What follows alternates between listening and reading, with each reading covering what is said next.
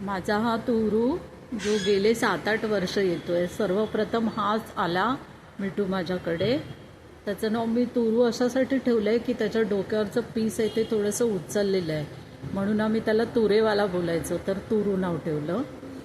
हा सर्वांना घेऊन आला आहे, बाकीच्या मिठूंना. पण प्रॉब्लेम आता असा झाला आहे की मोठे मिठू येतात आणि कोणालाच छोट्या मिठूंना खायला देत नाही. तर मी म्हणजे त्यात मी काहीच करू शकत नाही. मी म्हणजे त्यांची काहीच मदत करू शकत नाही आणि मला या गोष्टीचं दुःख होतं. मग कसं बसं त्यांना संध्याकाळी 6:45पर्यंत छोट्या मिठूंना देते आणि मोठ्या मिठूंना थोडासा दमदाटी देते, ते समजून जातात, मग ते निघून जातात. आणि मग यांना थोडंसं खायला मिळतं, कोणाला मिळतं कोणाला नाही मिळत. मग हा आत्ता बरोबर 2:30 वाजता दुपारी आला आहे, वेळ बदलून, म्हणजे कसं खाऊ मिळेल म्हणून. हुशार आहेत ना माझे मिठू सगळे? हो, हुशार आहेत.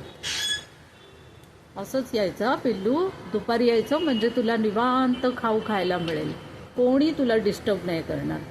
आणि छोटासा मी तुकडा ठेवला आहे याचा कळिंगणाचा, तो पण खा, तहान भागेल तुझी. पाणी ठेवलेलं असतं ते तुम्ही पित नाही, मम्मा काय करणार त्यामध्ये? हां, चल खाऊन घे.